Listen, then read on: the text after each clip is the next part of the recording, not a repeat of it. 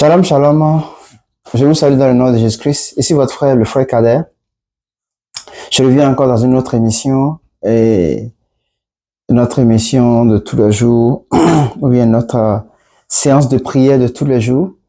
Nous bénissons le nom du Seigneur qui nous a donné la vie, qui nous a accordé la grâce et qui nous a permis d'être encore comptés parmi les vivants, ou même les survivants. C'est une grâce, c'est un privilège que Dieu nous a fait. Et je rends grâce à Dieu pour cela.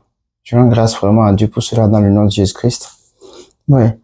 Pour ceux qui sont là pour la première fois, ici c'est votre frère de tous les jours, Afo Abdel Kader, de musulman que j'étais. Aujourd'hui je suis chrétien et je partage ici mon expérience. Ici, je vais dans la profondeur de ce que Dieu, le Seigneur, notre Seigneur Jésus-Christ attend de nous, ce qu'il veut que nous fassions. Et cette plateforme est pour véritablement non seulement parler de nos témoignages et de ce que Dieu a fait pour nous, et c'est aussi une plateforme par laquelle nous prions et nous évangélisons. Que la grâce de Dieu vraiment nous aide et nous localise, et que Dieu, par son esprit, nous dirige dans cette mission-là. Alors, donc, aujourd'hui, nous allons continuer encore pour nos frères, intercéder pour nos frères, l'évangélisation. Nous allons continuer, nous allons toujours parler de cela, n'est-ce pas? Et aujourd'hui, les choses seront un peu plus différentes, n'est-ce pas? Aujourd'hui, nous allons lire une portion de l'Écriture, et ensuite nous allons prier, parce que il faut que nous comprenions pourquoi nous faisons ce que nous faisons, n'est-ce pas? Il faut que nous comprenions et savoir derrière cela quels sont le plan de Dieu, l'objectif de Dieu, ce que Dieu pense, ce que Dieu veut que nous fassions, n'est-ce pas? Et c'est pour cela que nous allons lire souvent des portions d'écriture avant de commencer. Et cela va servir aussi véritablement la conduite des requêtes. Nous rendons grâce à Dieu au nom de Jésus. Je vous bénis au nom puissant de Jésus-Christ. Alors, je vais lire la portion d'écriture que nous avons aujourd'hui, qui est dans le livre de Matthieu, dans l'évangile de Matthieu. Et nous allons lire Matthieu 9, à partir du verset 28 au verset 31. Matthieu 9, verset 28 à 31. Matthieu 9, verset 28 à 31. Alors, je lis dans le nom de Jésus-Christ. Lorsqu'il fut arrivé à la maison, les aveugles s'approchèrent de lui. Ici, nous parlons de Jésus-Christ qui allait quelque part, et puis les aveugles sont venus vers lui. Il y avait plusieurs aveugles qui sont venus vers lui et qui ont demandé, qui voulaient quelque chose, n'est-ce pas? Ils sont venus vers lui, ils voulaient quelque chose. Alors il dit, et Jésus leur dit, d'abord les aveugles s'approchaient de lui et Jésus leur dit, maintenant, croyez-vous que je puisse faire cela? Oui, Seigneur, lui répondit-il. Alors il leur toucha les yeux en disant qu'il vous soit fait selon votre foi. Verset 30. Et leurs yeux s'ouvrirent. Jésus leur fit cette recommandation sévère, prenez garde que personne ne le sache. Verset 31, qui est le verset qui m'intéresse le plus, le verset très intéressant, verset 31. Mais dès qu'il fut sorti, il répandit sa renommée dans tout le pays. Versets 30 et 31.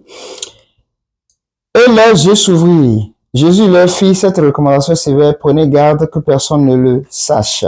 Le verset 31, qui est le verset qui m'intéresse le plus. Mais dès qu'il fut sorti, il répandit sa renommée dans tout le pays.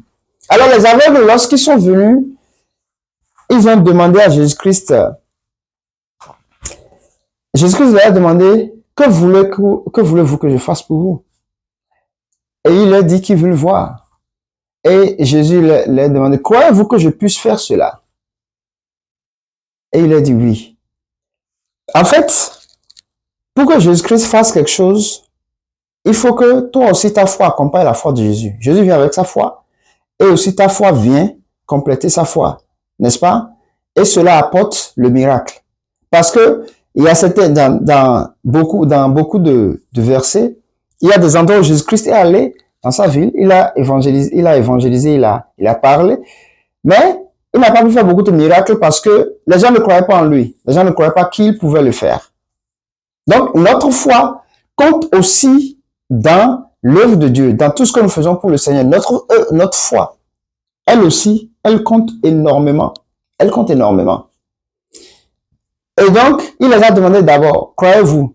Donc, ça veut dire que nous, en tant qu'évangélistes, en tant qu'enfants de Dieu, nous devons d'abord croire que nous pouvons le faire. Croire que c'est possible. Croire que Dieu est capable. Croire que vraiment, oui, il va le faire. N'est-ce pas? Et ensuite, Dieu va faire maintenant pour lui. Et donc, en continuant, le verset 30 et 31, où il les imposait la main et puis les yeux s'ouvrirent. Et il a dit, quand vous partez, n'est-ce pas, ne le répandez pas, ne le dites pas. C'est en ça qu'il est dit dans le verset 30, prenez garde que personne ne le sache. Donc, que personne ne le sache. Bon, pourquoi Jésus-Christ avait dit ça? C'est parce qu'il ne voulait pas qu'en ce temps-là, il voulait d'abord parler, il voulait d'abord gagner des âmes, évangéliser les gens. Il ne voulait pas que les gens viennent d'abord pour des miracles. Non, il ne veut pas ça. Il veut d'abord que les gens comprennent les Écritures, comprennent pourquoi il est là, quelle est sa mission, quelle est la volonté de Dieu pour son peuple. C'est ça qu'il voulait d'abord faire passer. Son but n'était pas d'abord les miracles, non. C'est d'abord le message, la raison de sa venue sur la terre. Quitter là où il était et venir sur la terre, n'est-ce pas? C'était ça la raison. Parler de Dieu, parler de la parole, de la volonté de Dieu, ce que Dieu attend de nous, ce que Dieu veut de nous. C'est ça. D'abord la volonté de Dieu et ensuite notre volonté, qui est les miracles, les prodiges, les prières, les demandes, l'élévation, tout ce que nous voulons. D'abord la volonté de Dieu. Et la volonté de Dieu, c'est la parole de Dieu. C'est ça qui est la volonté de Dieu, n'est-ce pas? La volonté de Dieu, c'est la parole de Dieu. Et sa parole est la source de tout désir de Dieu. C'est sa parole. C'est par elle que nous connaissons la volonté de Dieu. Et donc, c'était ça ce que Jésus-Christ voulait. En premier lieu, c'était ça ce qu'il voulait, parler de Dieu. Et ensuite, les miracles. C'est pour ça qu'il les a dit, ne dites à personne, que personne ne le sache. Mais, parce qu'ils ont reçu ce miracle, parce qu'ils ont vécu quelque chose, parce qu'ils ont expérimenté quelque chose de Jésus-Christ, il était vraiment impossible de se taire. Parce que même si tu te tais, ceux qui te connaissaient verraient ce miracle-là sur toi. Ils savaient que tu étais aveugle. Maintenant, ils voient que, maintenant tu peux voir. Ils vont demander qu'est-ce qui s'est passé. Ou bien, n'est-ce pas? C'est la même chose que toi et moi. Ce que Jésus-Christ nous a fait. Peut-être toi, c'est pas les yeux. Mais peut-être toi, il t'a délivré du péché. Peut-être toi, il t'a délivré de la vie que tu menais avant. Peut-être toi, il t'a délivré ou bien il t'a guéri de quelque chose. C'est de ça qu'il s'agit. Ce qu'il t'a fait. Maintenant, prends ça et va. Va le dire dans ta maison, va le dire dans ta cour, va le dire dans tes amis, va le dire parmi tes collègues, va le dire aux gens qui sont autour de toi. Maintenant, eux, ils sont allés, non seulement ils ont dépassé ce niveau, ils ont propagé ça dans tout le pays. Le verset 31. Mais dès qu'il fut sorti, il répandit sa renommée dans tout le pays. Sa renommée, ça dit ce qu'il a fait dans tout le pays. Donc, je vais conclure sur ce verset-là en vous disant que, en fait, Jésus-Christ n'est pas venu dans ta vie pour tes beaux yeux, pour tes prières. Non. Il est d'abord venu pour d'abord la mission pour laquelle tu es sur la terre. La première mission capitale de nous tous, c'est l'évangélisation. Je répète, la mission capitale pour tout chrétien sur cette terre, c'est l'évangélisation. Je répète encore, La mission capitale, principale, fondamentale, primaire de tout chrétien qui est sur cette terre, c'est l'évangélisation.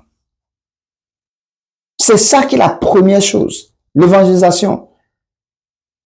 Vous savez que le fait que tu pardonnes ton frère, tu pardonnes ta soeur, c'est évangéliser. En fait, c'est que ce que l'autre ne peut pas faire, toi, tu arrives à le faire. Ce que l'autre n'est pas, toi, tu es. Et tu apportes cela. C'est l'évangélisation. Je vous assure, ça m'a pris 2 ans pour comprendre ces choses-là. 2 ans. J'ai évangélisé, je sors, je parle aux gens sous la pluie, pendant qu'il fait froid. Tu vas, tu parles aux gens, tu frappes aux portes. Rien ne se passe. Il y a certains qui ne t'écoutent même pas. Il y a certains, tellement le diable les a enrobés que tu parles, il te cale, il te cale, il te casse, il te casse. Et puis, toi-même, tu ne comprends pas. Mais dis donc, je suis venu évangéliser. Et il y en a même, c'est qu'ils te mettent une pression, un regard, une pression, mais comment on appelle? Une influence, voilà. Une influence, une intimidation sur toi. Les débuts, quand j'avais commencé par évangéliser, mais j'ai commencé par, j'ai pris un temps, je me suis retiré pour prier, demander vraiment comment. Parce qu'il y a un secret, il y a une manière pour évangéliser, il y a une façon. Tu vas avec la Bible, avant tu vas avec la Bible, tu as les parties de révélation, de Apocalypse, là où on parle du jugement, là où Jésus revient et il va mettre les gens en enfer, tout ça là. Tu gardes ça. Tu gardes quelques parties de miracles, tu vas, tu parles de Jésus. Ah oui, et tout. Et tu parles. Ça, c'était les débuts, quand j'avais commencé l'évangélisation. Quand j'avais commencé l'évangélisation, je vais dans les lieux. Tu frappes aux portes. Certains te reçoivent, certains ne te reçoivent pas. Tu parles. Ça ne les intéresse pas. Il n'y a rien. C'est ennuyeux pour eux. Mais il a fallu que je me retire et que je prie. Vraiment que j'insiste dans la prière, que je demande à Dieu qu'il me montre comment on appelle? La façon d'évangéliser. C'est là que Dieu m'a révélé le livre des Actes. Actes des apôtres là. J'ai lu ce livre-là.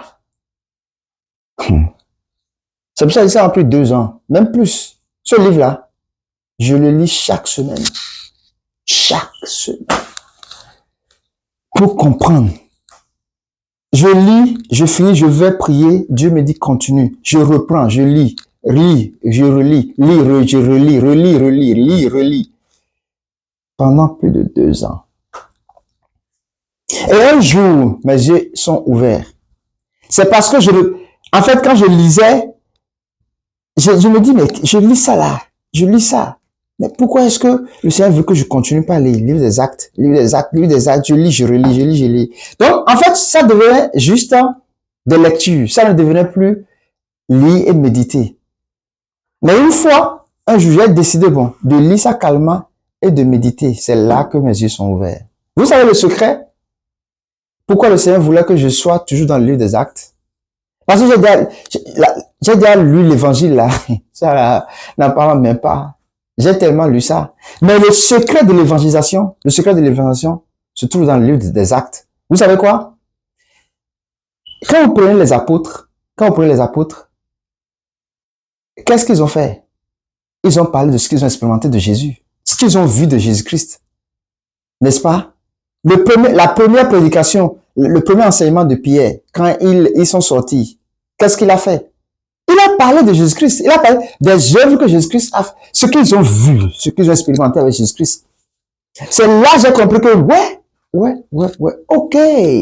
Donc, l'évangélisation, tout d'abord, en fait, ce n'est pas la parole. Ce n'est pas d'abord apporter la parole. Parce que les apôtres ne connaissaient même pas la parole. Ils ne connaissaient même pas les Écritures. Quand vous voyez Pierre, je prends mon apôtre favori, le top des apôtres, Étienne, c'est mon apôtre à moi principalement, c'est mon apôtre, c'est même pas Pierre, Paul, tout ça, c'est Étienne. Étienne a apparu dans 2 chapitres. Chapitre 6 et chapitre 7, c'est tout. Mais il a fait ce que les autres n'ont pas fait. Parce que quand la Bible le décrit, il a fait des grands... C'est le seul qui a vu Jésus-Christ, qui a levé les yeux et a vu Jésus-Christ debout à la droite de Dieu, le ciel s'est ouvert, il a vu Jésus-Christ. C'est lui. Et il est l'apôtre, selon moi, qui n'est pas mort en réalité. Parce que nous allons venir là-dessus. Nous allons venir là-dessus. Donc, tu vois que Étienne même ne connaissait pas la Bible. Pierre, il ne connaissait pas la Bible. Matthieu, Luc et Nathanaël, tous ces gens-là ne connaissaient pas. Ils ne connaissaient pas la Bible.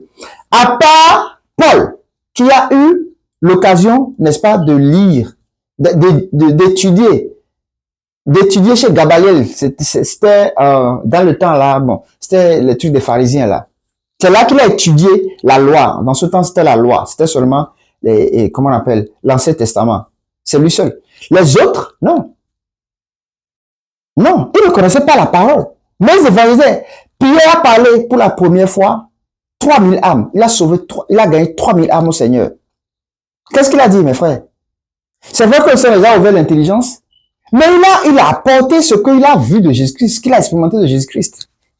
C'est de ça qu'il a parlé d'abord, et après il a dit, c'est pour ça qu'il est écrit dans les livres ici et ça, telle chose.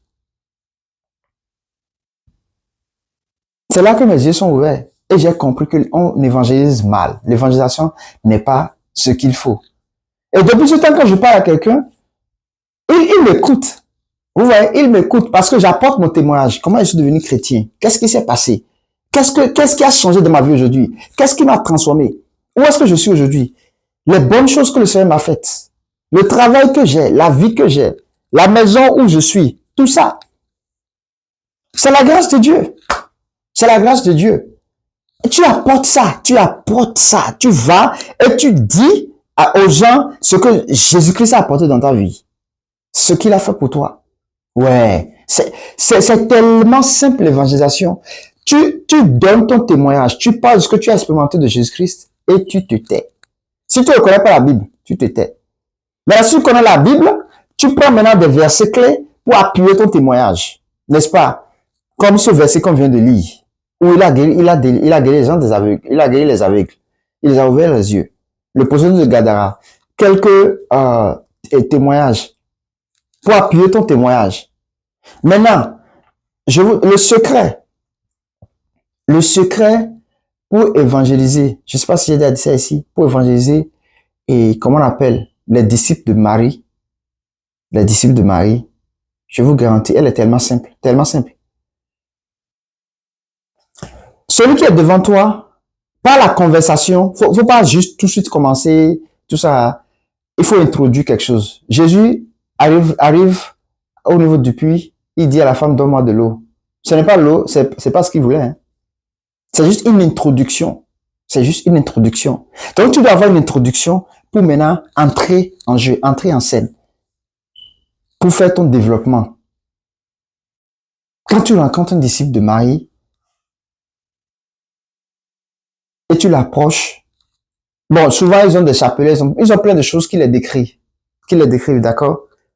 Donc, quand tu rencontres cette personne, la première des choses que tu fais, s'il n'y a pas d'indication sur la personne, sur, comment on appelle, qui montre que, bon, la personne est disciple de Marie, tu engages la conversation avec la personne. Tu salues la personne, tu qualifies quelque chose sur la personne et tout. Peut-être que vous êtes pressé et tout, mais bon, j'apporte quelque chose. Je voulais qu'on échange quelque chose. J'ai quelque chose vraiment qui me dérange et que c'est ainsi que je voulais voir votre avis par rapport à ça. Et vous venez de juste une manière d'introduire. D'accord? Si la personne a des sachets en main, ou bien tu dois analyser, décoder ce que la personne, un sac, quelque chose, et sac au dos, tout ça là. Alors, vous venez de l'école, vous allez à l'école. Tu dois découvrir quelque chose, et maintenant, par cette chose-là, tu entres en jeu, n'est-ce pas? Maintenant, si c'est une personne que dans les conversations, tu découvres, parce que les conversations, elles sont multiples, tu découvres que, parce que la plupart du temps, quand tu veux parler de Jésus-Christ, je suis chrétien aussi. Tu es chrétien. Tu vas dans quelle église? Tu vas dans quelle église? Je vais à l'église Saint-Matthieu, Saint-Luc, Saint-Jean, Saint-Joseph, Saint tout le reste là. Ou bien, je vais l'église catholique, par exemple, il précise. Pour parler de cette personne, pour parler de Jésus-Christ à cette personne, pour évangéliser cette personne, parce que il est écrit dans la Bible, on ne doit pas adorer les statues. C'est une condamnation, c'est une abomination devant Dieu, c'est une idolâtrie. Ce n'est pas normal, vous m'excusez, ce n'est pas normal. Si les choses ne sont pas faites par Jésus-Christ et qu'il faut que ça se fasse par quelqu'un, c'est absurde, n'est-ce pas? Vous le dites, pour évangéliser un disciple de Marie, il faut d'abord prendre la vie de Marie. Comment est-ce que Marie est arrivée en jeu de Jésus-Christ? Faut pas dire non! Non, Jésus-Christ et tout, non. Comment est-ce que Jésus-Christ est arrivé par Marie? Comment est-ce que Marie est entrée dans l'histoire? C'est ça que tu parles. Tu dois connaître ça. C'est ça que tu expliques un peu, n'est-ce pas? Et comment est-ce que Jésus... Et d'abord Zacharie, qui est le père de Jean-Baptiste, comment est-ce que il a eu la révélation et puis Dieu l'a rendu, l'ange Gabriel qui se tient devant Dieu, l'a rendu d'abord muet jusqu'à ce que l'accomplissement de... Parce qu'il a annoncé que il aura un fils. Mais il avait douté un peu et puis l'ange lui a dit, parce que tu as douté, voici, tu seras aveugle jusqu'à ce que cela s'accomplisse. Et donc, tu seras muet jusqu'à ce que cela s'accomplisse. Donc, quand cela est arrivé, sa langue s'est déliée, il a commencé par parler. C'est Jean-Baptiste, c'est la naissance de Jean-Baptiste, n'est-ce pas? Mais avant cela, lorsque sa femme est tombée enceinte, l'ange est allé maintenant voir Marie, n'est-ce pas? Et dit à Marie que il a salué Marie, il a dit que une grâce t'a localisé. L'ange a dit que toi à qui la grâce a localisé. Ce n'est pas Marie qui a localisé, mais tu ne dis pas ça, hein, mais l'ange a dit à Marie que la grâce, il a salué en lui apportant la grâce qu'il a localisée. N'est-ce pas? Et il lui a annoncé qu'elle va tomber enceinte. Vous savez l'histoire. Tu racontes l'histoire. Et Marie a dit, je suis la servante du Seigneur, qu'il me soit fait selon sa volonté. N'est-ce pas? Et l'ange a annoncé à Marie que sa sœur, n'est-ce pas? Sa tante, je ne me rappelle plus bien, est la maman de Jean-Baptiste. Elle aussi, elle est enceinte. Déjà, ça fait 6 mois. Et elle s'est levée, c'est l'ange qui l'a annoncé.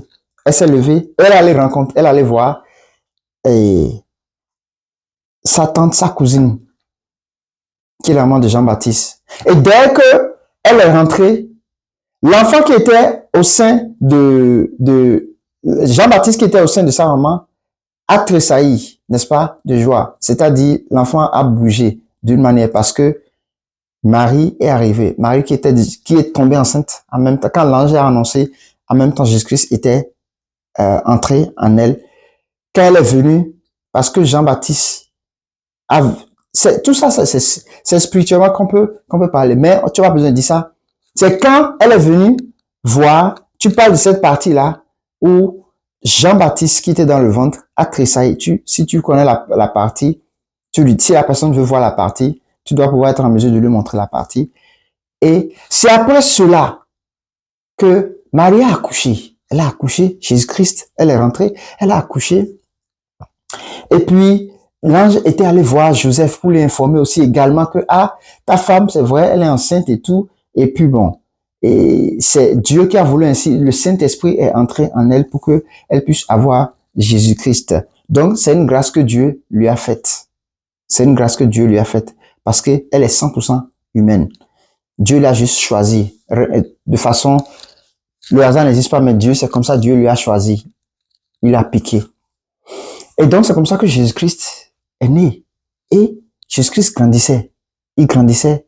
Et déjà à 12 ans, il allait déjà dans le temple, il parlait de Jésus, il parlait de Dieu déjà.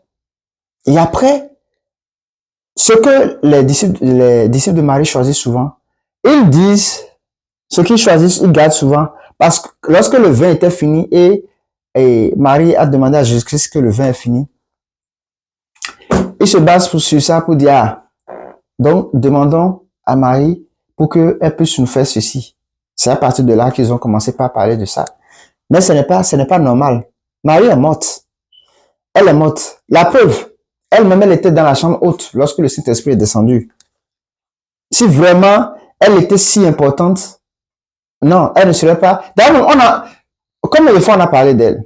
Où est-ce qu'on a parlé d'elle? Elle est venue, elle a dit aux gens, appelez-moi Jésus. Elle-même n'a pas cru en Jésus dès le début.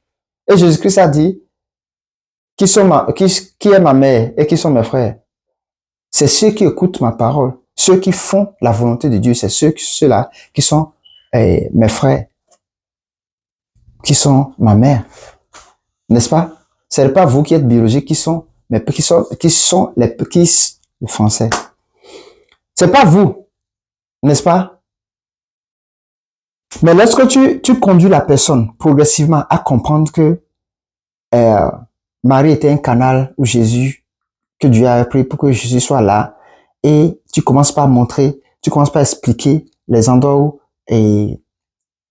Jésus, sa maman ne le suivait pas, lui aussi ne suivait pas sa maman, il avait son ministère, sa maman a disparu pendant un moment, elle était juste un canal par lequel Jésus est venu, comme toute personne, toi aussi, tu as choisi que tu viennes pas ton père et ta mère là, comme ça. C'est pour ça qu'il n'a pas choisi que tu viennes de la famille de telle personne, de telle autre personne. Il a choisi. C'est comme ça qu'il a aussi choisi Marie pour que Jésus vienne, n'est-ce pas? Et Jésus est arrivé pour faire sa mission, n'est-ce pas? Quand il mourait sur la croix, il a dit au disciple Jean, il a dit à Jean que Jean, voici ta mère, qui est normalement lui sa mère, et il dit, femme, voici ton fils. Vous avez vu quelque part où Jésus-Christ a dit maman?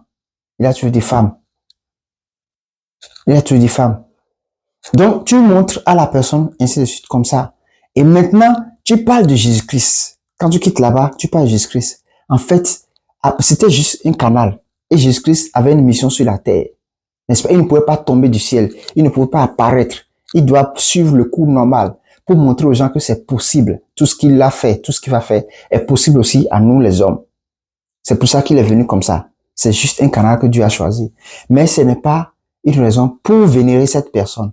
Non, parce que cette personne est 100% humaine. Cette personne est morte déjà. Cette personne va attendre aussi le jugement. Cette personne a vu Jésus, son fils, en train de mourir à la croix. Si vraiment elle est une personne qui peut prier Dieu là pour qu'il fasse. Vous pensez que tu vois ton enfant crucifié à la croix et tu ne peux pas agir.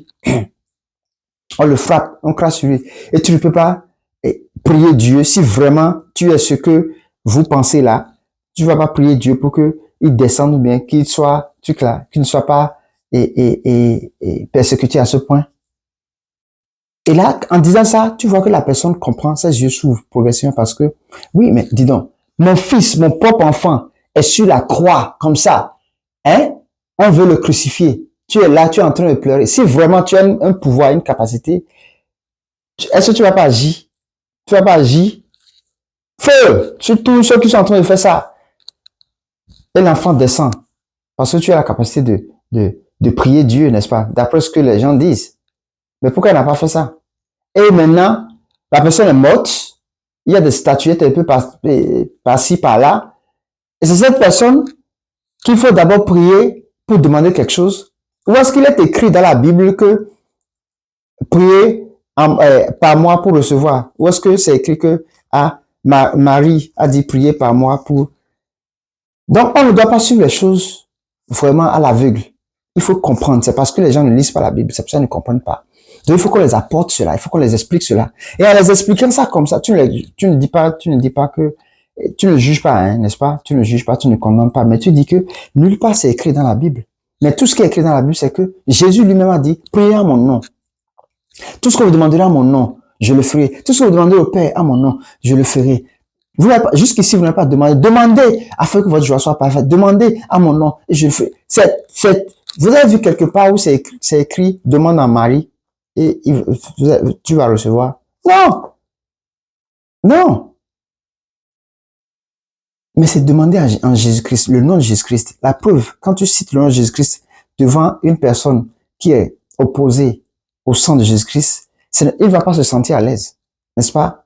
Donc, il ne faut pas prier Marie, il faut prier Jésus-Christ. Moi, je ne dis pas de quitter là où tu es, l'église Dieu. Va, mais à chaque fois qu'on dit au nom de Marie quelque chose, chante ça en Jésus-Christ. Quand on parle de chapelet, chapelle en Jésus-Christ. Quand on fait quelque chose, fais en Jésus-Christ. Tu lui donnes ce conseil. Vous savez que si réellement la personne commence à faire ça, Jésus-Christ va se révéler elle-même, naturellement, va décider, ça c'est pas un environnement que je dois être. Parce que le Seigneur va commencer à se révéler, elle va commencer à comprendre. Volontairement, elle va quitter et chercher une église où on prêche la vérité. Vous voyez, ça dépend du cadre dans lequel tu te trouves. Hein. Ce n'est pas forcément ce que, comme j'ai dit là, que ça se passe. C'est un exemple que j'ai donné, comme je n'ai pas donné tous les exemples possibles. C'est un exemple que je donne pour que vous puissiez avoir une idée et comment le faire. Faut pas juger, faut prendre pas la fondation, l'introduction de comment est-ce que Marie est arrivée en jeu. Jusqu'à un canal, tu expliques ça, par lequel Jésus-Christ est arrivé. Et son mandat est terminé là. Point. C'est tout. La dernière chose, c'est que sur la croix, Jésus-Christ a dit à Jean, voici ta maman. Maman et femme, il n'appelle pas maman. Femme, voici ton fils. Et la Bible dit, dès cet instant, Jean lui a pris comme sa propre mère. N'est-ce pas? Si on va en profondeur, vous allez voir peut-être que elle a été abandonnée par ses... Donc, et tu l'expliques que bon, si vraiment Marie peut faire quelque chose, lorsque Jésus-Christ est à la croix, est-ce qu'elle ne pouvait pas prier? Est-ce qu'elle ne pouvait pas intervenir? Mais elle était là jusqu'à il est mort, devant elle. Comment est-ce que tu peux avoir un pouvoir, une capacité, et puis tu vois quelqu'un que tu aimes, vraiment, hein, que tu aimes, en train de souffrir, et tu ne vas pas agir? Je donne un exemple. Ton enfant a faim, mais tu as de l'argent, tu as la nourriture. L'enfant a faim. Un enfant, un petit enfant, d'1 an, par exemple, a faim. Tu as l'argent, tu as la nourriture, tu as les choses, tu as plein de choses que l'enfant veut manger. Mais tu vas en train de regarder l'enfant en train de pleurer. Tu es en train de regarder l'enfant en train de pleurer aussi. Jusqu'à l'enfant va mourir. Non, mais si tu n'en as pas, si tu n'en as pas du tout, c'est clair que tu vas voir l'enfant pleurer jusqu'à s'endormir, mais pleurer jusqu'à mourir, parce que tu n'en as pas. Ou bien, maintenant, si elle était là vraiment, vous pensez qu'elle ne va rien faire pour que Jésus-Christ descende de la croix? Elle va faire. Mais pourquoi elle n'a pas fait? Parce que elle est juste un canal. Elle est une simple personne comme toi et moi, qu'on ne doit pas vénérer. C'est pour ça qu'on ne doit pas vénérer aussi Moïse, malgré que Moïse a fait de grandes choses plus qu'elle. C'est ce que Jésus-Christ a condamné chez les pharisiens, parce que ils étaient en train de vénérer tellement Moïse. Tous ces Moïse. Même quand Jésus-Christ est venu apporter la vérité, la parole, la vérité, il ne veut pas écouter. Oh, c'est Moïse. C'est la même chose qui se passe aujourd'hui. Après Jésus-Christ, maintenant, ils ont trouvé autre moyen, c'est Marie. Non, ça ne doit pas être comme ça. Ce n'est pas Marie qui sauve, c'est Jésus-Christ qui sauve. C'est le nom de Jésus-Christ, pas le nom de Marie. Tout ce que vous demanderez, vous devez demander en Jésus-Christ, pas en Marie, en Jésus-Christ, pas en Mahomet, en Jésus-Christ, pas en Bouddha, en Jésus-Christ, pas en Krishna, en Jésus-Christ. Jésus-Christ ou rien. Et si tu prends ce nom même en vain, tu prononces, quelque chose va t'arriver. Tu vas voir la différence, c'est clair. Donc vous les conseillez ainsi et vous dites, non, je ne dis pas que ce que tu fais c'est mauvais. Ne leur dites pas que c'est mauvais, n'est-ce pas? Jésus-Christ, vous avez là où Jésus-Christ a condamné quelqu'un? Non. Il dit, même quand il voit que c'est un péché qui t'a conduit là, il dit, va et ne pêche plus. Ne refais plus ce que tu as fait, n'est-ce pas? Non. Tu lui dis simplement, tu ne le condamnes pas, mais calmement tu parles à la personne, n'est-ce pas? Il faut que la personne sente de l'amour, de la paix en toi. Faut pas couper la personne. Non, non, non, non, non, non, non, et tout, non. Si la personne veut parler, tu laisses la personne parler et ensuite toi tu parles. Et dans ces paroles, tu prends des mots dans ces paroles que toi maintenant tu utilises, tu reformules dans le sens biblique et que tu lui apportes, tu lui déballes. N'est-ce pas? Il faut que plus la personne parle pour que toi tu parles moins. Parce que quand tu parles beaucoup, ça ennuie la personne n'a plus envie de poser des questions, la personne n'a plus envie de... Mais tu laisses la personne parler, il sort ceci, tu prends ça. tu formules selon ce que tu connais de Jésus-Christ, tu formules ça en Jésus-Christ et tu lui exposes ça, tu lui déballes ça. Tu as compris? Ou bien, dans ce que j'ai dit là, qu'est-ce qui n'est pas clair? Ou bien, est-ce que tu as une question? Si la personne dit qu'il n'a pas une question, maintenant, toi, tu profites maintenant pour lui amener vers la vérité du salut. Tu dis, en fait, quand tu ne confesses pas Jésus-Christ, non, en réalité, quand tu ne confesses pas Jésus-Christ, c'est-à-dire, confesser Jésus-Christ, c'est quelque chose qui doit être tous les jours. Tu vois, comme mentir, comme, et faire ceci, c'est renier Jésus-Christ, en fait. Tu lui apportes dans ça les péchés, tu lui apportes les péchés du monde. Ça, c'est quand tu as fini de lui expliquer la différence entre Jésus et Marie et tout ça là. Maintenant, tu lui parles du péché, ce qui se passe et tout. Tu lui parles de ça, ainsi de suite, ainsi de suite. C'est après lui avoir parlé de Marie et tout ça, vous avez fini de parler, là, il a compris. Maintenant, tu vas à l'étape suivante, tu apportes le péché. Le péché. Pourquoi le péché est mauvais? Pourquoi on doit, moi aussi je suis un pécheur, n'est-ce pas? J'ai les péchés que je commets, que je travaille là-dessus tous les jours. Mais avant, je buvais. Et puis, aujourd'hui, je ne bois plus. Avant, je faisais ceci. Aujourd'hui, je ne fais plus. Il y a des choses que je n'arrive pas à faire. Toi aussi, tu dois pour toi. Tu n'as pas besoin de me dire, mais toi aussi, tu as pour toi. Mais il faut que tu travailles sur ça. Il faut que tu pries Dieu. Parce que la Bible dit que tu dois aimer Dieu de tout ton cœur, de toute ton âme, de toute ta force, de tout ton esprit. Pourquoi? Si tu aimes vraiment Dieu, tu vas fuir le péché parce que Dieu n'aime pas le péché. Donc, et tu manages la personne, tu parles à la personne ainsi, tu es dedans ainsi, tu fais le truc là.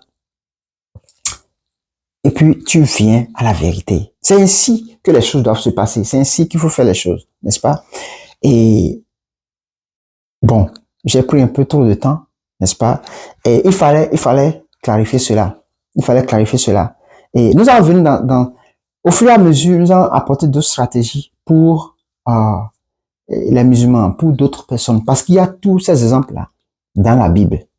Tu vois? Et donc, le plus capital, quand c'est quelqu'un qui n'est pas un disciple de Marie, qui est d'une autre région, apporte ton témoignage. Tu apportes vraiment d'abord ton témoignage, ce que tu as vécu de Jésus-Christ, ce que tu as expérimenté. Quand tu dis à un musulman, presque tous les musulmans à qui j'ai parlé de Jésus-Christ, quand tu les rencontres, tu les sauras, hein, parler à eux, tu les connais tout de suite. Par leur habillement, le front, leur parfum, tu sauras tout de suite. C'est un musulman, n'est-ce pas? Eux, c'est tellement simple. Quand tu les dis quand tu les approches, tu veux les parler, surtout quand tu dis que tu étais musulman, tu es devenu chrétien, ils ne bougent plus. Ils veulent savoir ce qui s'est passé. Ils vont pas te dire, abomination, haram. Ils vont pas dire des choses comme, quoi? C'est grave.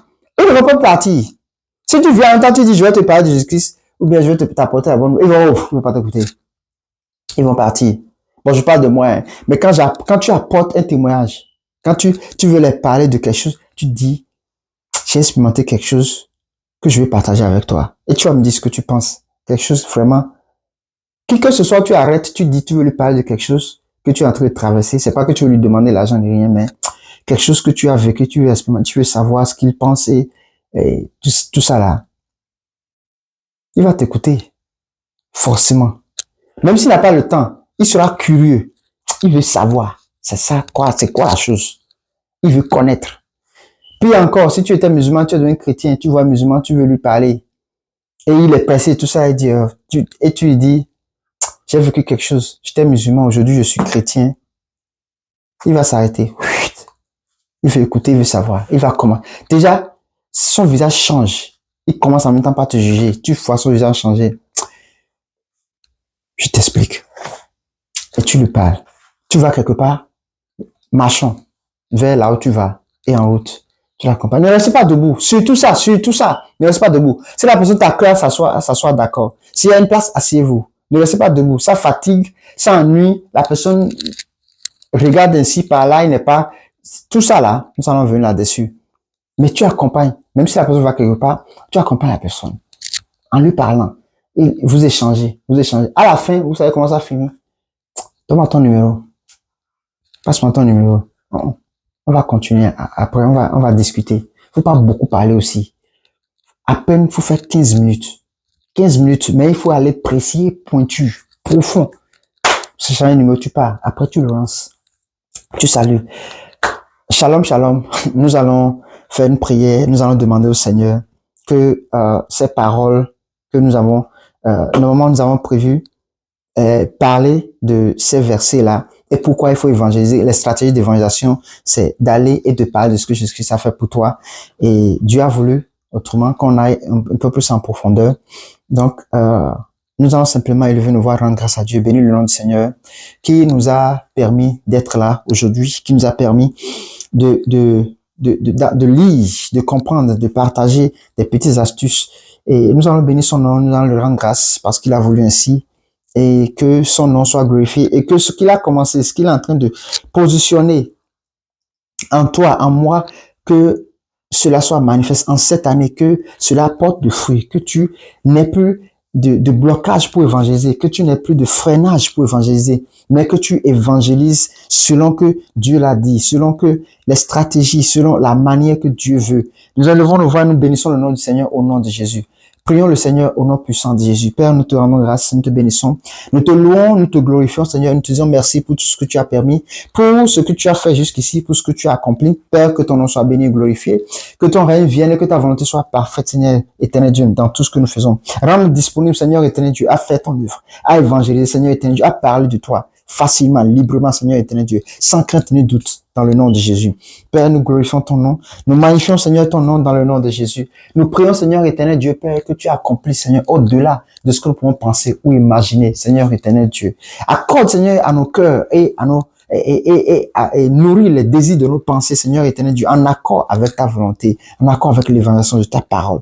Père, dans le nom de Jésus, ta parole qui est la vérité, ta parole, Seigneur éternel Dieu, qui est le chemin qui nous amène vers notre Père, notre Dieu. Nous te bénissons au nom puissant de Jésus-Christ. Oui, Seigneur, reçois l'honneur et la gloire parce que tout ceci ne peut pas être possible sans ta présence, sans ton esprit. Père, que ton nom soit béni. Seigneur, que ton nom soit glorifié. Saint-Esprit, reçois l'honneur et la gloire en ce jour. Nous te magnifions. Accompagne-nous, assiste-nous, Seigneur, dans le nom de Jésus. Merci, Seigneur. Reçois l'honneur et la gloire. Au nom de Jésus-Christ, nous avons ainsi prié. Amen, amen. Je vous bénis au nom de Jésus-Christ. Que le Seigneur vous accorde sa grâce, que sa faveur soit avec vous, n'est-ce pas? Et que cette œuvre-là, vraiment, que nous prenons ça à cœur, vraiment avec un grand désir. Vraiment, évangéliser, c'est très important. Nous n'avons pas d'excuses pour évangéliser. Ce n'est pas la Bible. C'est d'abord parler de ce que tu as vécu de Jésus-Christ. D'abord, ce que tu as expérimenté de Jésus-Christ. C'est ça, c'est simplement ça. Ce n'est rien d'autre que ton expérience avec Jésus-Christ. La parole viendra ensuite. Les apôtres ne connaissaient pas la parole. Ils n'ont pas de ce qu'ils connaissaient. C'est vrai que Jésus-Christ a ouvert leur cœur et les a donné l'esprit pour pouvoir parler de la parole. Mais toi aussi, tu as l'esprit de Dieu. N'est-ce pas? L'esprit de Dieu va te conduire. Nous rendons grâce à Dieu. Nous bénissons le nom du Seigneur pour tout. Que le Seigneur vous bénisse. Shalom chez vous. Ici, c'est votre frère, le frère Kader, qui est encore là aujourd'hui. Nous allons continuer demain par la grâce du Seigneur et que s'il ne revenait pas, quand il reviendra. Donc, portez-vous bien, que le Seigneur vous protège, qu'il garde vos pas, qu'il veille sur vous et que continuez la prière, continuez pas à évangéliser, parler de Jésus-Christ. C'est important. C'est le règne, la dominance de tout chrétien. Shalom chez vous et à demain par la grâce du Seigneur.